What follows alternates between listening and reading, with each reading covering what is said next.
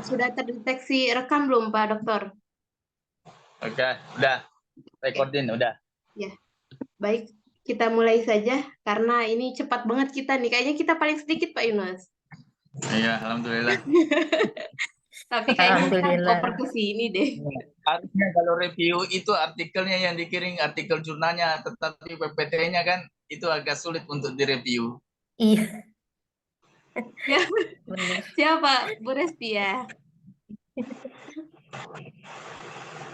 Oke, kita mulai saja, teman-teman. Bismillahirrahmanirrahim. Assalamualaikum warahmatullahi wabarakatuh. Waalaikumsalam warahmatullahi wabarakatuh. Baik, Bapak Ibu, kita mulai saja. Kira-kira siapa yang akan mau duluan, nggak apa-apa. Karena secara teknis tadi sudah dijelaskan ya, kalau Pak Kaprodi, waktu bisa 7-10 menit, lebih cepat juga lebih baik. Kayaknya Pak Abdullah nggak butuh waktu panjang, Pak Yunus. Boleh. Oke, baik. Silakan Pak Mutawali ya pertama. Ya, waktu itu ya. Izin saya ada dua ya, itu yang atas nama Pak Abdullah sama atas nama Mutawali juga. Oke. Harus saya lihat ya, Pak.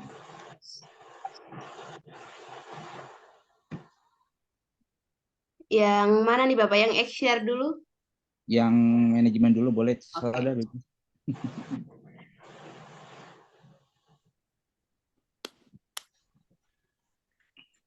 Ya, silakan, sudah muncul Bapak ya? Proses. Oke. Ini di saya udah kayaknya jaringan. Masih belum muncul di teman-teman yang lain juga, belum Pak Yunus? Masih Ya, belum. belum. Loading. Masih loading.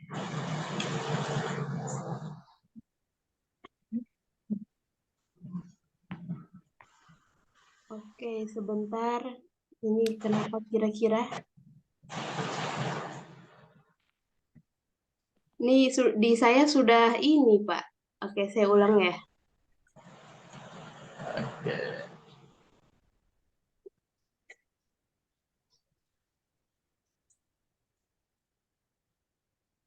Nah, ya itu udah bisa. Oke.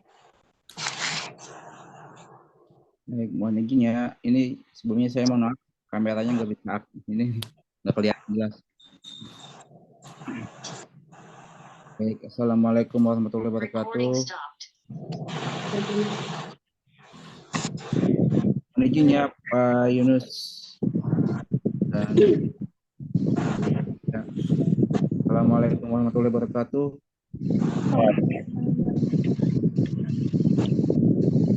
Suaranya.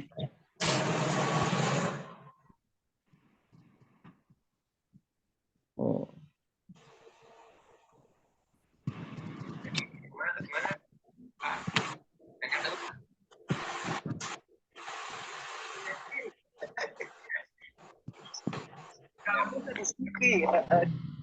Siap.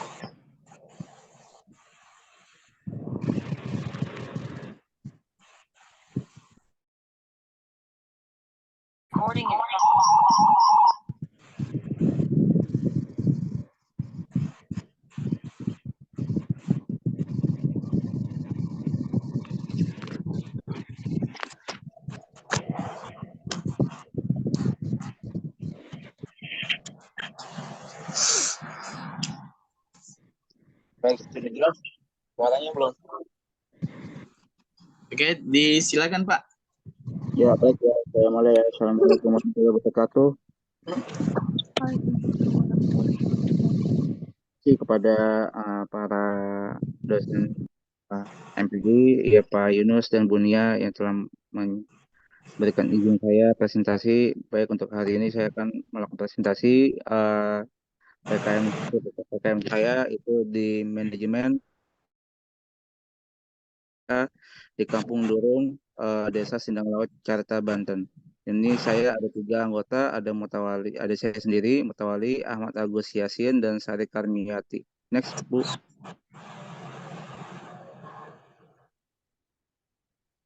Next, Bu. Mau bersedia.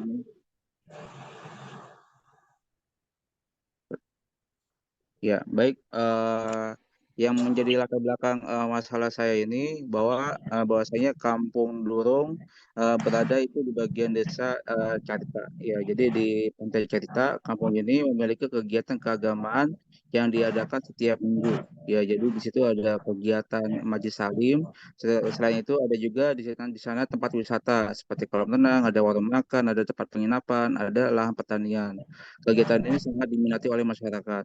Adanya kegiatan ini memiliki beberapa kendala, yaitu akses jalannya itu tidak layak, ya, sangat rusak, sangat sempit, ya, sehingga membuat warga lain itu sulit untuk berkunjung ke sana. Kendala lain hanya dikelola secara mandiri, tanpa ada bantuan dari pemerintah atau warga lain, sehingga tidak ada fokus menjadi tempat ini sebagai tempat wisata karena keterbatasan modal.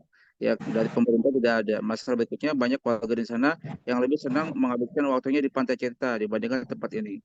Nah, kegiatan ini sebenarnya sangat dimungkinkan dijadikan tempat desa wisata syariah karena ada pusat kegiatan keagamaan di situ. Jika kegiatan ini digabungkan pada kegiatan wisata, maka akan semakin menjadi menarik, ya, dan menjadi pusat perhatian warga desa ini dan pengunjung lain untuk berwisata di sana. Next. Ya, tujuan dari kegiatan PKM ini yaitu untuk mengetahui cara mengembangkan desa wisata syariah di desa wisata Kampung Durung yang memiliki kegiatan pengajian, bertani, kolam renang, dan warung kelontong. Ya, untuk mengetahui cara membangun literasi masyarakat Kampung Durung pada konsep desa wisata Kampung Durung. Next, Bu. Ya, baik. Jadi di sini ada beberapa metode yang saya lakukan. Pertama adalah tahap dari perencanaan, yaitu dengan melakukan observasi saya ke wisata tersebut. Yang berikutnya masih dalam tahap perencanaan juga kami melakukan wawancara secara mendalam kepada pemilik lokasi wisata itu dengan membahas semua kondisi lokasi yang ada. Yang berikutnya menyiapkan materi diskusi untuk membahas rencana kegiatan dari hasil wawancara dengan pemilik secara dua arah. Next, Bu. Ya, yang tahapan berikutnya yaitu adalah tahapan persaingan. Ya, di mana tahapan ini saya memberikan penjelasan gambaran secara umum bahwa daerah ini sangat jarang, bahkan belum ada pesaing jika program ini dapat terrealisasikan dengan baik, yaitu dengan adanya desa wisata syariah. Ya, berikutnya ada tahapan penghargaan. Tahapan ini memberikan penghargaan kepada pemilik desa wisata yang sudah memberikan kesempatan kepada tim PKM dari Unpam bisa ikut mengembangkan desa ini menjadi desa wisata yang baik di masa mendatang. Next, Bu. Ya, hasil dari pelaksanaan PKM ini bahwasanya objek wisata di sana bisa dimungkinkan sekali dijadikan sebagai desa wisata syariah karena memiliki kegiatan bisnis dan pusat kegiatan keagamaan sehingga perlu adanya fokus pada beberapa tahapan yang dijelaskan oleh narasumber yang sudah dijelaskan. Pertama adanya tahapan penelitian dan perencanaan awal, yaitu tahapan ini perlu adanya melihat studi kelayakan dan perencanaan bisnis. Ya, pada tahapan ini dari hasil observasi kami ini memiliki potensi yang sangat baik karena dia memiliki lahan yang luas, dia memiliki uh, wisata yang sudah ada, jadi tinggal dikembangkan. Yang berikutnya adanya pembentukan tim dan kerjasama.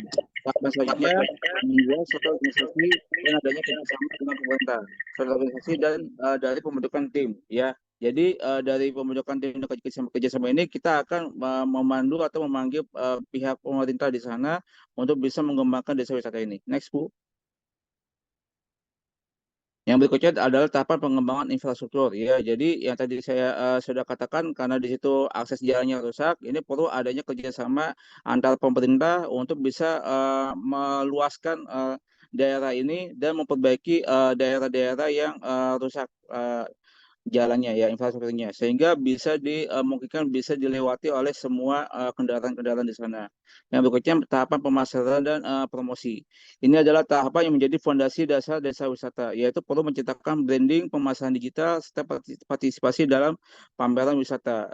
Pada tahapan branding perlu dibuatkan identitas yang kuat sebagai destinasi wisata syariah. Ya, terkait pemasaran digital harus ada memanfaatkan media sosial dan teknologi. Jadi dalam tahapan pemasaran promosi kita akan memanfaatkan masyarakat-masyarakat milenial yang akan mempromosikan daerah ini menjadi daerah yang baik, ya, karena di sini memiliki desa wisata berbasis syariah.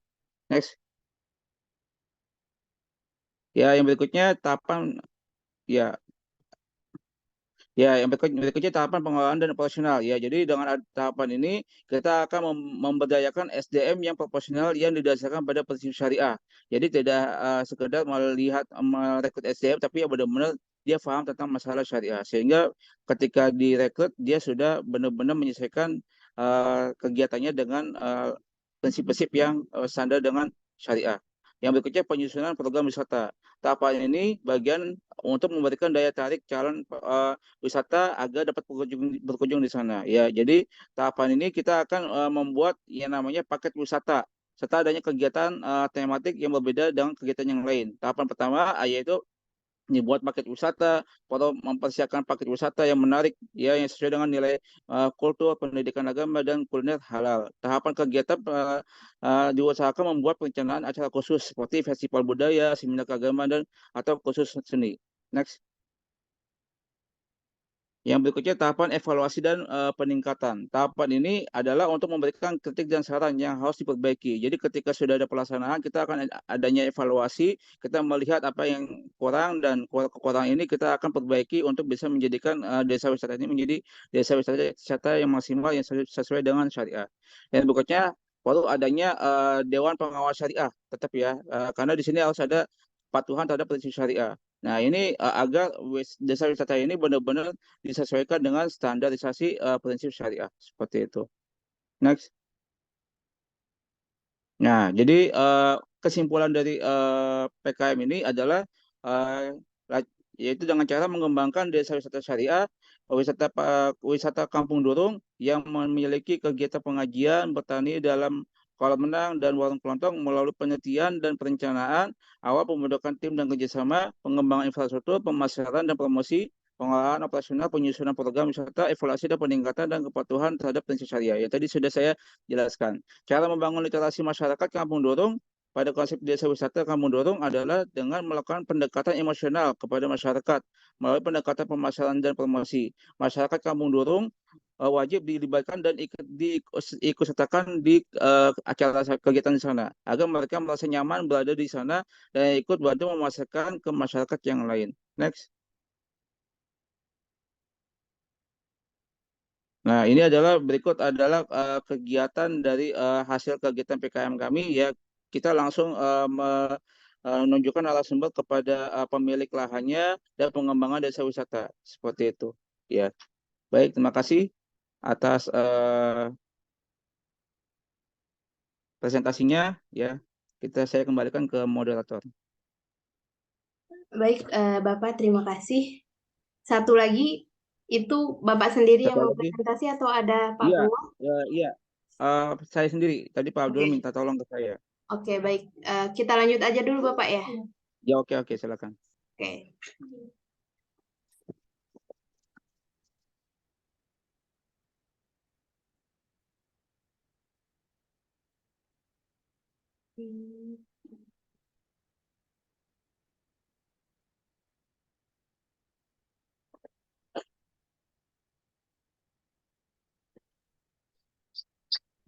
Bentar, saya kembali.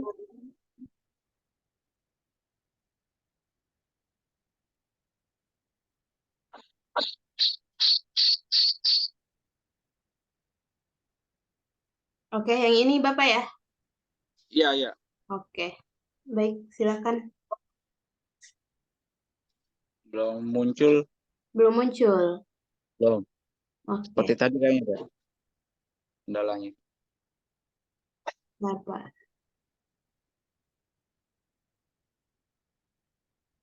Hmm.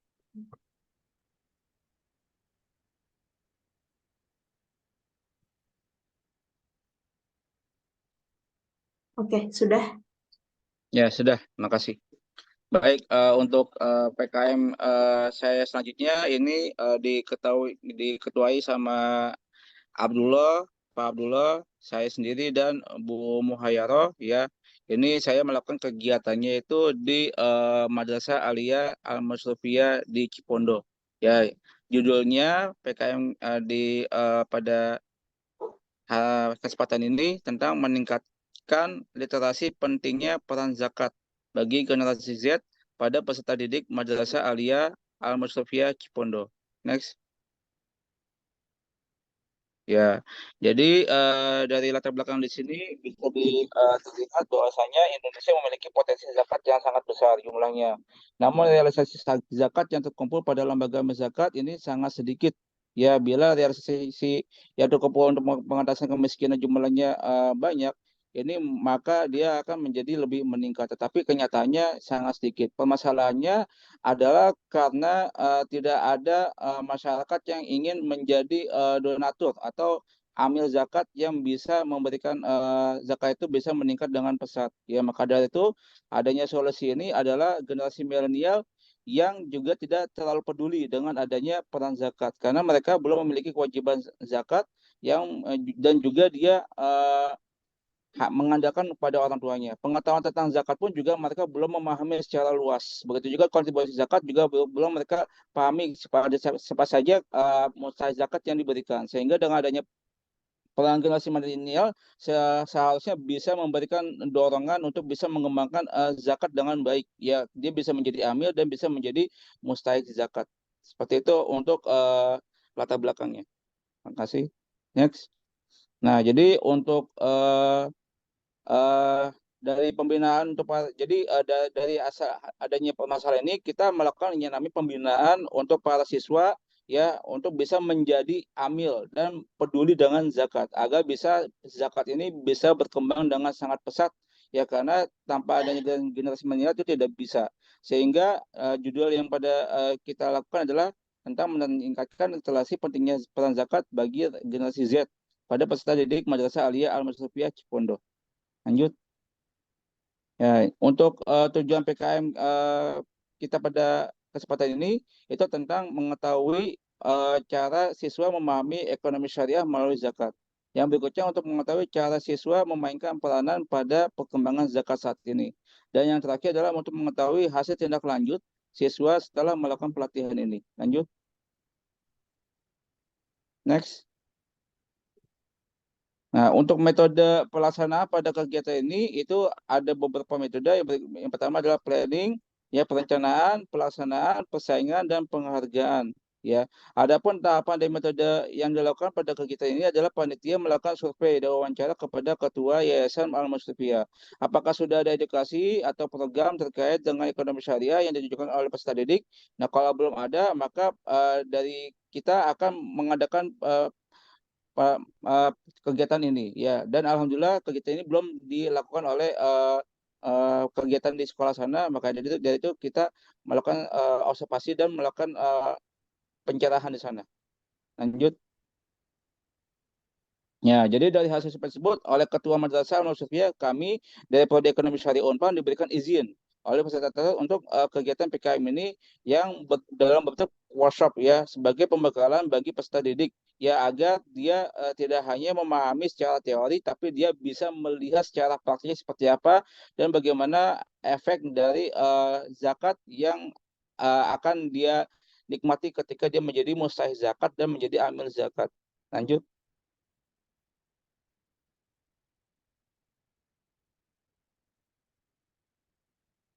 Ya, hasil dari pelaksanaan PKM ini, ya para siswa Madrasah Al-Mustafiyah itu sangat antusias dengan adanya kegiatan ini.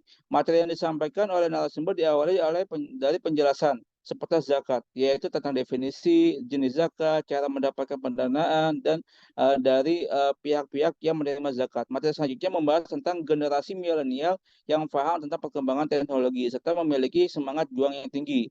Adanya generasi milenial dipastikan zakat akan lebih produktif karena mereka lebih memanfaatkan teknologi sebagai sarana memperkenalkan ke masyarakat yang lebih luas seperti adanya media TikTok, Instagram, YouTube, WhatsApp dan lain sebagainya.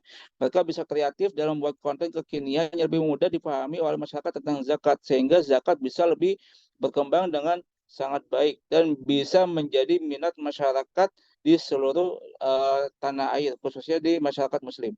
Lanjut.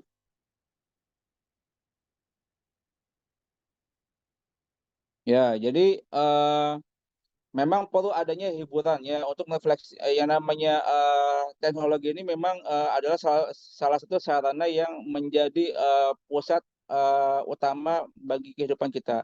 Tapi saat ini memang menjadi hiburannya para generasi milenial. Ya, tapi generasi milenial harus bisa lebih produktif dalam memanfaatkan teknologi. Ya, jadi jangan semata-mata hanya memberikan hiburan semata, tetapi dia harus bisa memanfaatkan teknologinya untuk kegiatan produktif seperti menebarkan kebaikan melalui penyebaran informasi tentang masalah zakat dan tentang pentingnya zakat untuk generasi milenial saat ini. Ya, karena adanya zakat ini akan menjadikan masyarakat di tanah air akan menjadi lebih sejahtera dan lebih mendapatkan kemanfaatan yang sangat luas ketika zakat ini benar-benar tepat sasaran dan semua orang-orang bisa menjadi mustahik zakat seperti itu. Lanjut. Ya, adapun kesimpulan pada PKM ini yaitu cara para siswa Madrasah Aliyah Masrafiyah Cipondo memahami ekonomi syariah, yaitu mereka harus benar-benar memahami konsep zakat yang wajib mereka pahami secara mendalam melalui edukasi pelatihan dan diskusi tanya jawab. Hasil ini sudah mereka lakukan dan alhamdulillah sudah mereka antusias sekali dengan adanya workshop ini. Untuk memainkan peranan zakat, mereka harus menjadi amil zakat, yaitu ikut terlibat memberikan sosialisasi kepada masyarakat lain tentang pentingnya zakat untuk diberikan kepada mustahik zakat. Ya, jadi banyak siswa yang sebelumnya tidak tahu bagaimana cara menjadi amil zakat. Dari situ kita memberikan suatu arahan bahwasanya amil zakat itu mendapat bagian dari pendapatan zakat. Bahkan dari itu dia menjadikan semangat dia untuk bisa mengembangkan menjadikan sebagai pendapatan sampingan mereka di samping dia menjadi mustahik zakat.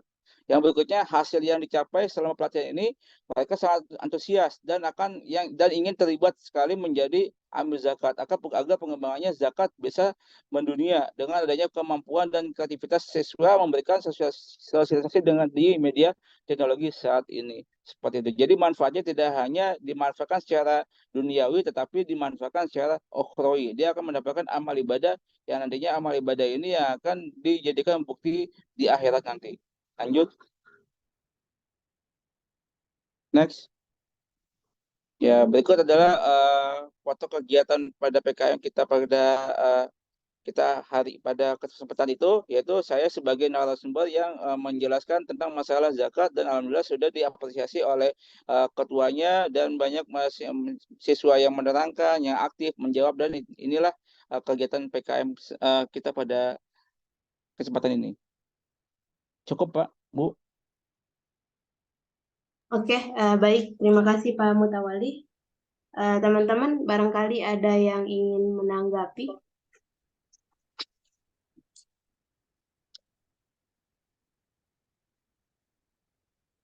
Bu Restia, Pak Abdullah ada yang mau ditambahkan? Pak Abdullah udah keluar ya, Pak? Oke. Lagi ujian, Bu. Oke, baik. Siap. Lagi ujian ya. Oke. Baik, kalau tidak ada berarti kita lanjut Pak Dokter ya. Iya, silakan. Oke, baik. Selanjutnya Ibu Fitri ya yang akan disampaikan oleh Pak Johan ya. Iya. Bapak Fitria. Oke, Silakan Pak Fitria. Bentar ya, saya itu dulu. Pak Johan. Pak Johan.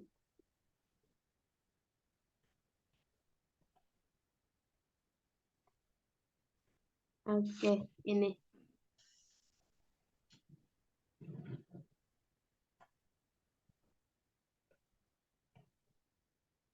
Oke, sudah terlihat Bapak? Atau belum? Belum, masih kayak yang pertama tadi. Belum. Oke, bentar Kak. Oke, saya ulangin.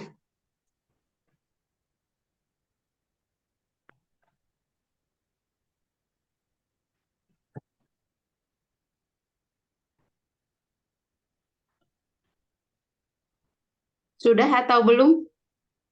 Belum ya, Bu Resti? Udah muncul Ibu Nia. Baik, silakan Bapak.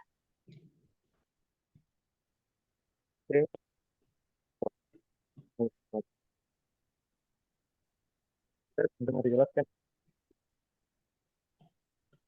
Eh, Saya kalau ya, internet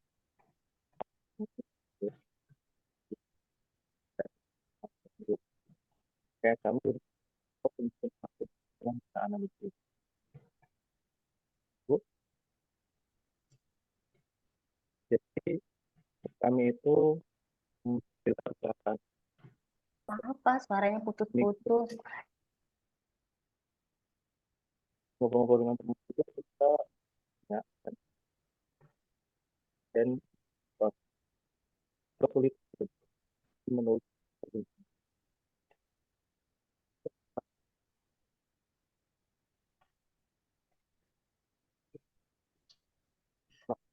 waktu atau lain sehingga skill itu masih peneliti Izin Bapak, suaranya putus-putus ya? Atau di teman-teman yang lain kedengeran? Ya, itu putus-putus suaranya Pak Fitria.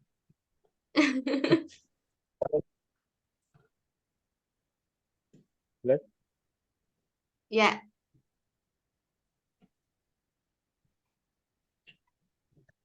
mudah-mudahan jelas ya Bu. oke, sudah Bapak. Oke. Izin saya off camera ya, mudah-mudahan jelas. Oke, jadi latar belakang kegiatan PKN kami itu yang pertama karena ada beberapa dosen yang mengalami kesulitan ketika menyusun artikel ilmiah. Dan kesulitannya itu karena bingung waktu ngambil data atau mungkin nggak ada waktu untuk mengumpulkan data di lapangan. Sedangkan ada penelitian yang tidak perlu mengambil data di lapangan secara langsung, yaitu cukup kita duduk di rumah, di depan laptop, kita cari, kita berusaha data yang ada. Nah, itu yang disebut sebagai penelitian sistematik literatur review. Nah, penelitian sistematik literatur review itu kan ada banyak opsinya. Nah, kesempatan kali ini kami memfokuskan pada penelitian meta-analisis. Lanjut, Bu. Oke. Jadi, tujuan atau solusi yang kami berikan itu ingin memberikan workflow penulisan artikel ilmiah menggunakan metode meta-analisis kepada para dosen yang kira-kira mengalami kesulitan ketika menyusun artikel ilmiah. Oke. Selain pemberian waktu, kami juga mencoba sharing dan motivasi supaya kita sama-sama produktif untuk publikasi karya ilmiah guna menunjang perkembangan karir kita nantinya. Oke. Adapun tujuannya, lanjut, tujuan dan manfaatnya yaitu para dosen setelah mengikuti pelatihan, setelah mengikuti workshop itu dapat memahami penelitian meta-analisis selain bisa membuat artikel ilmiahnya, minimal satu artikel ilmiah, dan segera disubmit ke jurnal minimal SIMSA. Adapun prosedur PKM-nya itu kami menggunakan Zoom meeting seperti ini.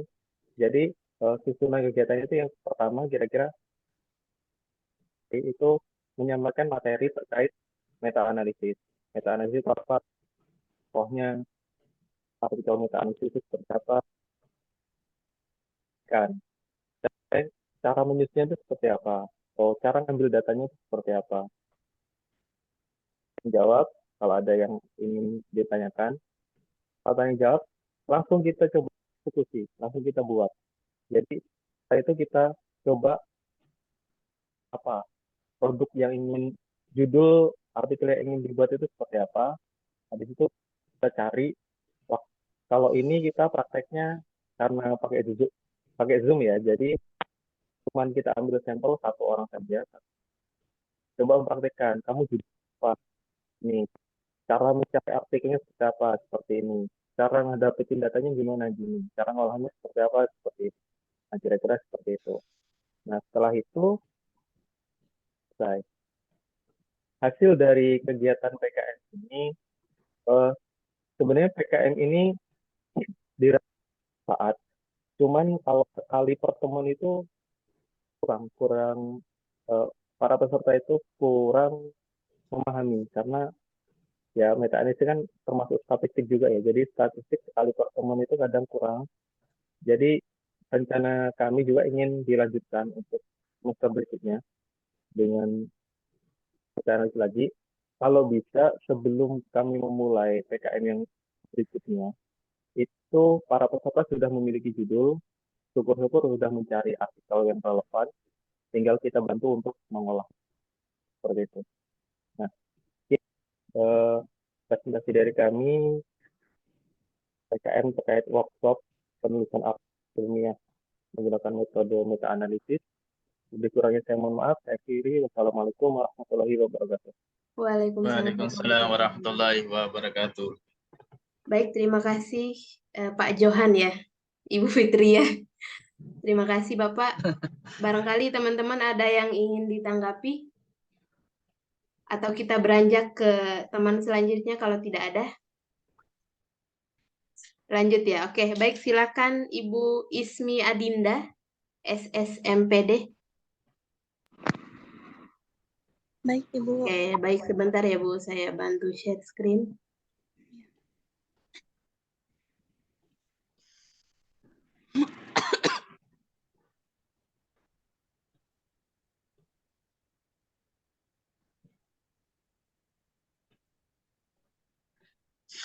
Sudah ada teman-teman?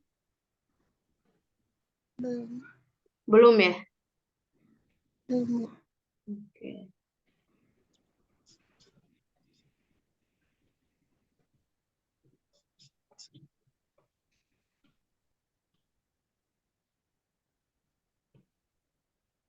Ya, sudah, Bu. Oke, baik. Terima kasih. Silakan Ibu. Baik, Bu. Terima kasih. Assalamualaikum warahmatullahi wabarakatuh. Selamat sore, Bapak dan Ibu dosen. Perkenalkan, saya Ismi Adinda yang akan mempresentasikan hasil dari PKM dengan judul Pelatihan English Compound Noun dan Compound Adjective untuk meningkatkan kemampuan vocabulary siswa SMK Sasmita Jaya. Saya bersama Bu Erni, kami berasal dari Prodi Sastra Inggris Unpam.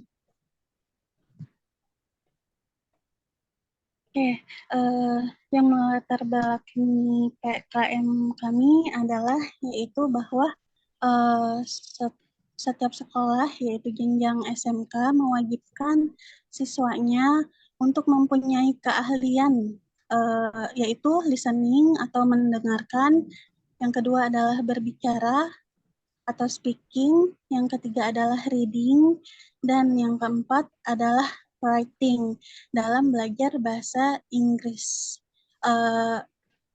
Keempat keahlian tersebut haruslah memiliki penguasaan vocabulary yang mumpuni untuk menjadikan listening atau speaking, reading, dan writing tersebut bagus atau baik.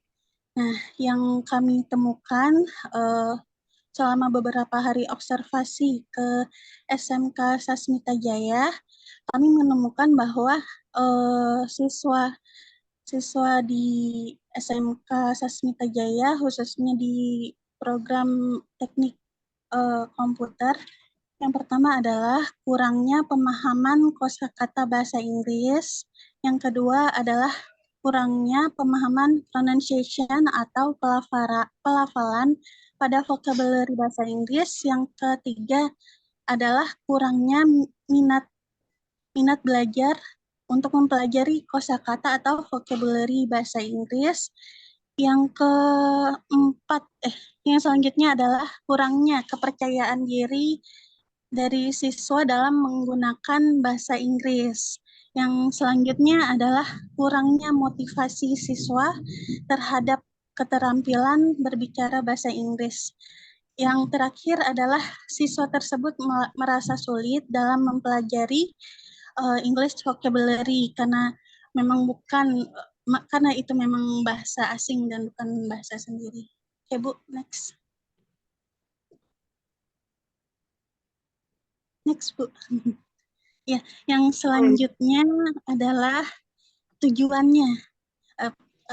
Tujuan dari PKM ini berdasarkan pendahuluan yang telah dijabarkan, maka dirumuskan beberapa tujuan, yaitu yang pertama vocabulary bahasa Inggris tentang compound noun dan compound adjektif pada siswa. Compound noun di sini adalah pembentukan kata benda. Ya, dan compound adjektif adalah pembentukan kata sifat yang dipelajari siswa dalam bahasa Inggris. Yang kedua adalah untuk meningkatkan minat siswa dalam belajar vocabulary bahasa Inggris. Ya, Bu.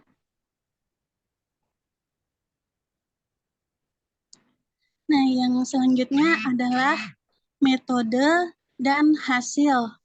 Metode yang pertama, jadi dalam pendekatan pembelajaran agar pembelajaran tersebut terasa menyenangkan dan mudah dipahami oleh siswa, kami menggunakan dua teknik, ya, yaitu yang pertama adalah metode pengajaran diktogloss. Diktogloss adalah penggabungan dua teknik, yaitu dikte dan tafsir. Nah, dengan teknik ini, para siswa dapat mendengarkan, memahami, menghafal, dan menerjemahkan, serta memberikan respon terhadap informasi yang mereka dengar dengan baik.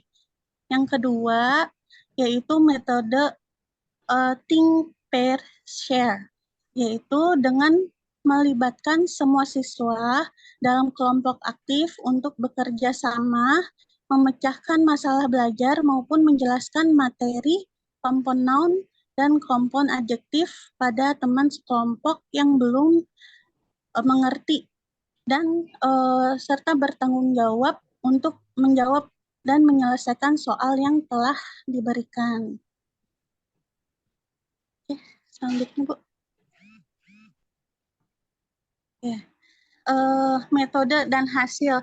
Jadi media yang kami gunakan untuk memperkaya penguasaan komponen dan adjektif adalah koran, biar terasa lebih real life dalam mendapatkan materi komponen dan compound adjektif tersebut. Metode dan hasil, penelitian ini bersifat kuantitatif. Peneliti menggunakan teori survei taksonomi untuk menganalisis dan mengklasifikasikan kesalahan penggunaan penguasaan komponen dan compound adjektif pada English vocabulary dalam pretest dan posttest yang telah dikerjakan oleh siswa. Jadi sebelum kita melakukan pengajaran, kita melakukan pretest, atau ya sebelum PKM kita melakukan pretest, kita melihat hasilnya.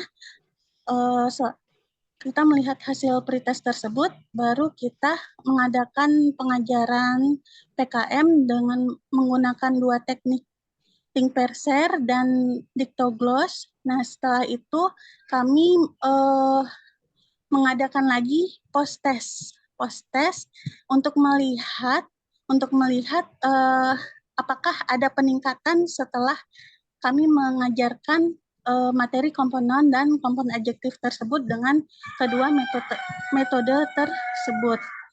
Nah, pada hasil pretest compound noun dan compound adjektif, kesalahan yang paling signifikan adalah misformation, yaitu 47%, yang kedua adalah omission sebanyak 33,3%, yang ketiga adalah kesalahan addition sebanyak 14,3%, dan yang keempat adalah misordering-nya itu sebanyak 4,7%.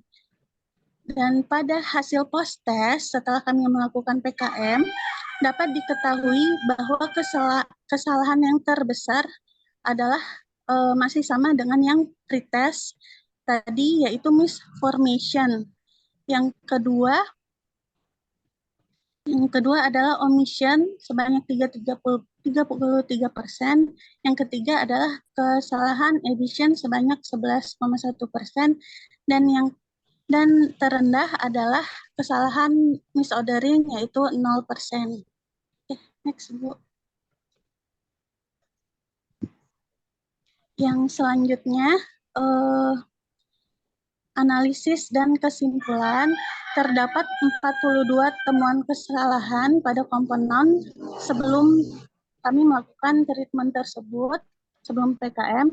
Setelah dosen dan mahasiswa sastra Inggris melakukan PKM, terdapat pengurangan kesalahan sebanyak 47%. Dari total kesalahan sebelumnya pada pretest, totalnya adalah 42. Nah, jadi kesalahannya itu mengecil ya, jadi sudah sedikit kesalahannya dari 42 menjadi hanya 9 kesalahan pada post-test. Yang kedua, terdapat 24 temuan kesalahan pada pretest kompon adjektif sebelum PKM.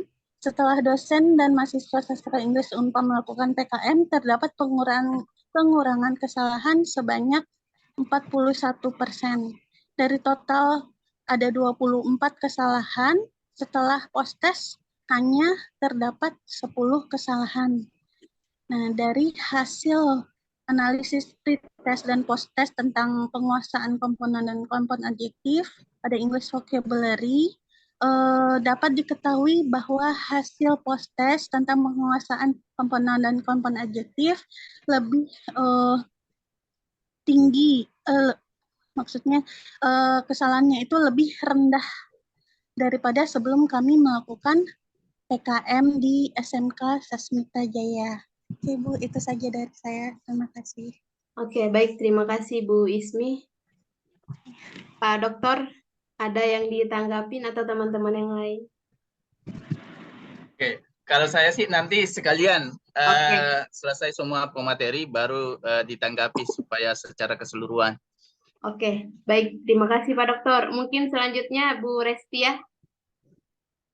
Baik, terima kasih Bu Nia. Oke, silakan Bu.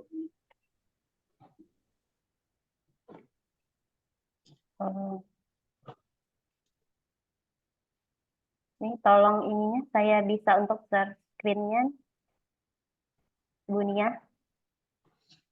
Tolong diatur. Host disable participants.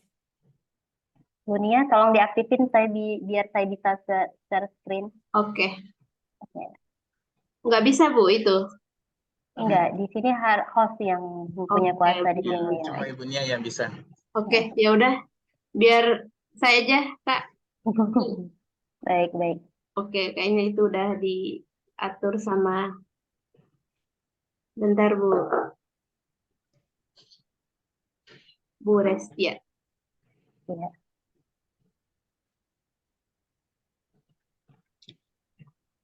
Sudah muncul Bu atau masih belum? Belum. Oke. Bentar saya ulangin kembali.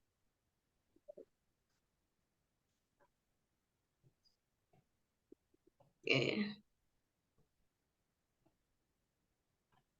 Sudah, Ibu? Masih belum? Masih loading. Oke. Ya, Bu, sudah. Oke.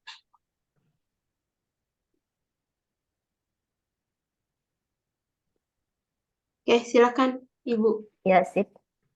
Baik, terima kasih. Assalamualaikum warahmatullahi wabarakatuh. Waalaikumsalam. Baik, langsung saja saya Restia Luciana dan tim yaitu Bu Fitri dan Bu Maria. Hasil PKM kami yang berjudul Usaha Online Berdasarkan Prinsip Syariah. Latar belakang dari PKM kami ini diketahui bahwa 46 juta UMKM merupakan industri rumahan yang sekitar 60% pengelolanya adalah kaum perempuan, yang mana sebagiannya adalah ibu rumah tangga. Di era berkembangnya teknologi digital, para pelaku usaha ikut dalam perkembangan tersebut. Dilihat dari tersedianya marketplace seperti Shopee Food, GrabFood, dan banyak lagi yang lainnya. Hal ini menjadi tantangan sendiri bagi para ibu rumah tangga sendiri, yang mana usaha awalnya itu kita secara tatap muka, sekarang via online gitu. Tujuan dari PKM ini adalah melihat dari belakang di atas, maka PKM ini bertujuan untuk meningkatkan dan mengembangkan usaha online para pelaku UMKM berdasarkan prinsip syariah. Next, punya. Metode pelaksanaan pertama kami melakukan dengan metode ceramah yang mana yaitu kami memaparkan materi-materi yang berkaitan dengan prinsip-prinsip syariah yang berkaitan dengan usaha-usaha online yang dilakukan para pelaku UMKM. Yang kedua, metode praktek. Bagaimana mempraktekkan usaha online dimulai dengan bagaimana foto produk dan bagaimana penggunaan Shopee Food atau Grab Food yang digunakan. Materinya dari PKM ini tentunya kami memasukkan dari prinsip-prinsip ekonomi syariah itu sendiri, bagaimana bermuamalah berdasarkan Rasulullah SAW yang mana itu jauh dari unsur-unsur gharar, karena secara online ini kemungkinan besar unsur ghararnya sangat tinggi karena tidak ada barangnya tidak terlihat langsung oleh para konsumen. Hasil PKM ini dari kami memaparkan itu dari para pelaku UMKM ini banyak antusias terkait dengan usaha-usaha online yang mereka lakukan. Ternyata banyak mereka belum paham bagaimana menggunakan menjelaskan produknya kepada masyarakatnya secara online, yaitu agar tidak terjadinya gharar atau tidak penipuan dalam brand-brand atau usaha-usaha yang mereka share secara online.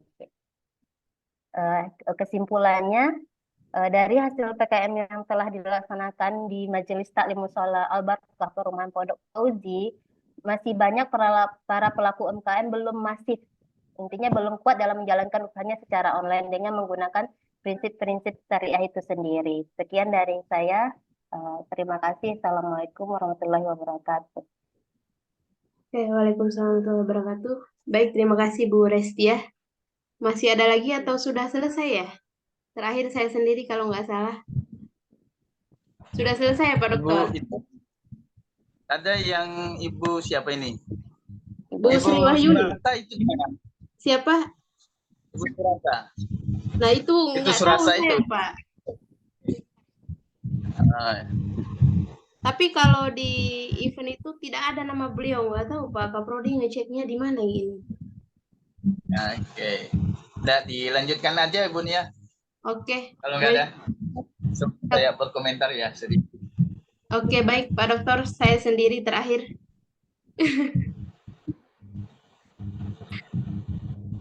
Oke.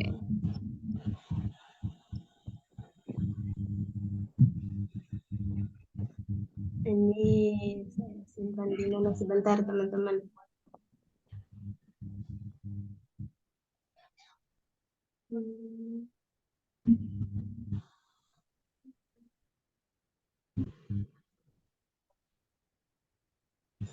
Sebentar Pak, saya lihat dulu ini taruhnya di mana.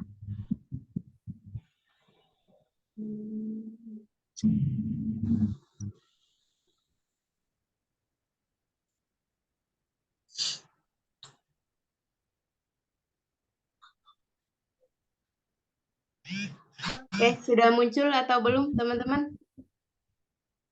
Belum. Oke, saya coba sekali lagi. Harus diputar ulang. Harus 2 kali ya Bu. Untung yang nyimak. Oke, sudah? Nah, sudah. Oke, sebentar. Bu Restia, tolong bantu screenshot. Asip. Oke, baik teman-teman. Pak Dr. Yunus, Assalamualaikum warahmatullahi wabarakatuh. Waalaikumsalam. Baik, teman-teman, di sini kami membahas tentang bagaimana merajut generasi muda melalui pendidikan moderasi beragama di pondok pesantren. Dan saya beranggotakan ada 3 ya, ada Pak Dr. Yunus, Bunda Endah, dan saya sendiri. Oke, selanjutnya pelaksanaan PKM kami di Pondok Pesantren Al-Awabin. Ini letaknya di Depok dan dilaksanakan pada bulan Oktober tanggal 30 tahun 2023. Dan adapun rundown kegiatan yang kami lakukan adalah pertama pembukaan yang disampaikan oleh Pak Dr. Yunus, yang kedua sambutan oleh saya sendiri, dan ketiga ada pemateri, lalu tanya jawab dan pembacaan doa. Selanjutnya, adapun masalah-masalah yang terjadi, kenapa kami mengambil tentang tentang penerapan moderasi beragama, teman-teman.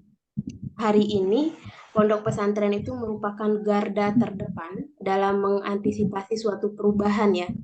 Dikarenakan pondok pesantren dianggap sebagai sumber pendidikan akhlak dan moralitas baik dari individu maupun kelompok, dan di mana sejarah pun mencatat bahwa pesantren tidak hanya mampu bertahan dalam menghadapi tantangan zaman, tetapi juga mengalami perkembangan pesat dan transformasi dari masa ke masa.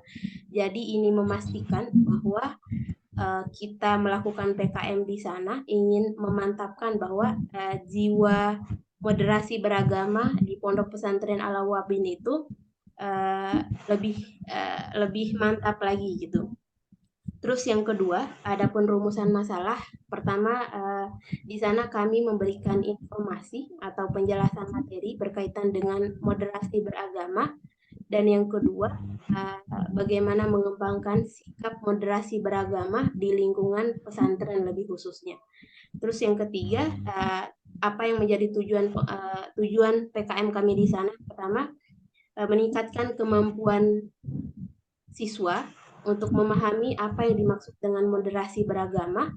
Yang kedua, perlu adanya kesadaran dari para santri untuk mempraktekkan apa sih itu moderasi beragama dalam kehidupan di lingkungan pesantren.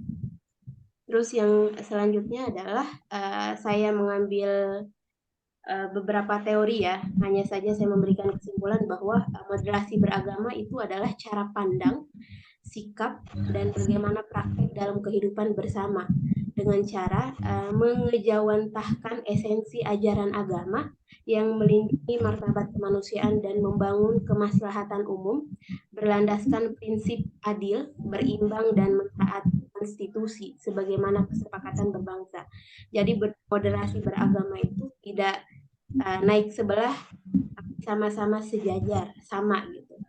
Terus di samping itu, moderasi beragama termanifestasikan dalam sikap dan perilaku menghormati orang atau kelompok yang berbeda pandangan tanpa menyalahkan atau membid'ahkan, apalagi mengkafirkan. Nah, itu kadang-kadang yang memang kita perlu terapkan sisi-sisi humanis dan religius yang ada di pondok pesantren Al-Awabin. Terus selanjutnya, adapun kesimpulan dan di sini saya memberikan 3 pilar moderasi kepada teman-teman santri di sana. Jadi saya rangkum di apa yang disampaikan oleh pemateri. Pertama itu adalah moderasi pemikiran. Jadi kemampuan untuk memadukan antara bagaimana teks dan bagaimana konteks. Lalu yang kedua adalah moderasi gerakan, mengajak pada kebaikan dan menjauhkan diri dari kemungkaran. Nah, harus didasarkan pada ajakan yang dilandaskan dengan prinsip melakukan perbaikan dan dengan cara yang baik pula. Terus yang ketiga adalah moderasi perbuatan. Jadi tidak hanya sekedar pemikiran dan gerakan, yang ketiga dilengkapi dengan perbuatan, yaitu dengan penguatan relasi antara agama dengan tradisi dan kebudayaan masyarakat setempat, dan saling terbuka membangun dialog menghasilkan kebudayaan baru yang baik. Nah, di sana memang ditanamkan materi-materi atau pemahaman-pemahaman, diberikan doktrin tentang bagaimana moderasi beragama, dan alhamdulillah respon para siswa pun luar biasa karena memang ini adalah ilmu baru bagi mereka dan responnya pun luar biasa. Baik, itu saja yang dapat saya sampaikan. Lebih dan kurangnya saya mohon maaf. Wassalamualaikum warahmatullahi wabarakatuh. Waalaikumsalam warahmatullahi wabarakatuh. Oke, silakan Pak Dokter. Oke, terima kasih Bapak Ibu sekalian yang saya hormati. Pada hari ini ya, ini adalah bagian saya ya. Pada hari ini saya tidak menggurui Bapak Ibu sekalian, dikarenakan bahwa mungkin kalau masalah pengetahuan mungkin Bapak Ibu sekalian itu sudah mengetahui hasil PKM Bapak Ibu sekalian, tetapi kita sharing ya. Jadi sharing di sini ada terkait tentang PKM yang Bapak Ibu sekalian. Jadi saya mulai dari Pak Dr. Mutawali ya, terkait tentang masalah penelitian PKM-nya itu seperti rasa-rasa penelitian. Kenapa? Karena dia menggunakan metodenya itu adalah metode wawancara. Biasanya kalau kita PKM biasanya ya, yang saya ketahui itu adalah seperti penyuluhan dan lain-lainnya. Walaupun itu ada metode wawancara, tetapi jangan ditampilkan di dalam suatu suatu metode pelaksanaannya. Kenapa? Karena itu adalah lebih cenderung kepada penelitian, ya khususnya kualitatif ya sebagai pedomannya. Yang kedua adalah saya langsung aja ya ke Pak Fitria. Ya, saya sedikit Pak Fitria itu menarik ya terkait tentang workshopnya ya dengan meta analisis. Tetapi saya tidak melihat di sini ada siapa pesertanya ya, dosen siapa. Jadi di sana tidak disebutkan. Jadi dosen siapa? Apakah dosen Umpam atau di luar Umpam? Ya, itu harus jelas. Ya, supaya apa? Supaya kita mengetahui bahwa oh ini pesertanya dan itu penting untuk diketahui. Yang ketiga, Ibu Ismi ya, ketika melihat PKM Ibu Ismi itu seakan-akan saya melihat PKM rasa PTK, yaitu penelitian tindakan kelas. Kenapa? Karena ada pretesnya ya. Jadi sebelum dia melakukan PKM, dia melakukan pretest dulu. Setelah melakukan PKM, lalu dia melanjutkan pretest lagi. Jadi ini adalah, tapi itu bagus ya. Artinya satu tema tetapi dua langkah, yaitu penelitian dan pengabdian. Dari yang keempat yaitu Ibu Restia. Jadi Ibu Restia itu kan secara umum ya harusnya platformnya apa? Apakah Lazada atau jual online, Shopee dan lain-lain, itu harus diterangkan.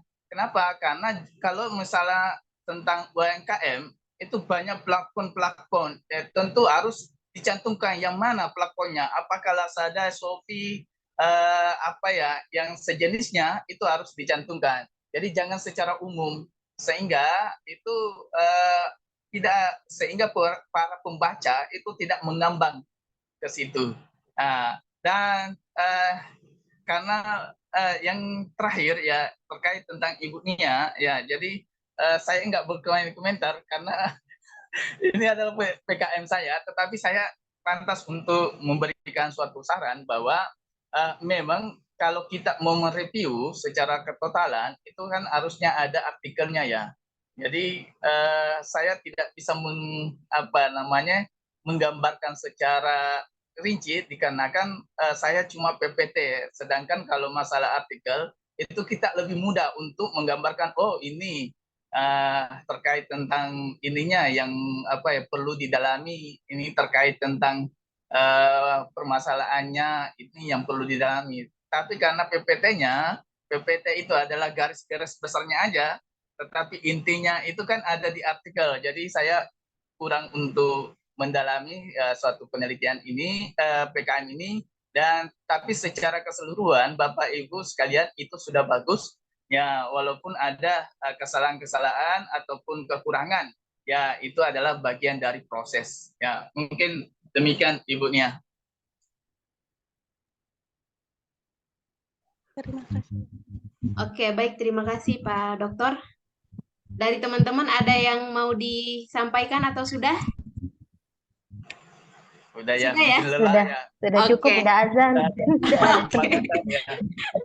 Oke, baik teman-teman semua, Bapak Ibu, kawan-kawan semua, lebih dan kurangnya mohon maaf. Kita sampai ketemu di diseminasi selanjutnya. Dan alhamdulillah sudah azan juga. Assalamualaikum warahmatullahi wabarakatuh. Waalaikumsalam warahmatullahi wabarakatuh. Terima kasih Pak Fitria, Pak Terima kasih Bapak Ibu. Dan Ibu Nia, dan terima kasih telah melaksanakan PKM di RPI. Jadi kita selanjutnya Ibu Nia kemana ini? Ntar dulu Pak, udah nggak kemana-mana, udah boleh keluar teman-teman. Ani mau simpan dulu ini record. Silakan lanjutkan kegiatan Bapak. Pak Yunus saja yang bertahan. Ya, Aneh mau siap. simpen. Pak, berarti ini simpen ya? Iya, simpen aja. Ya, silakan aja ibunya. Stop atau ini nih? Hah? Stop record. aja, Bunia. Stop ya.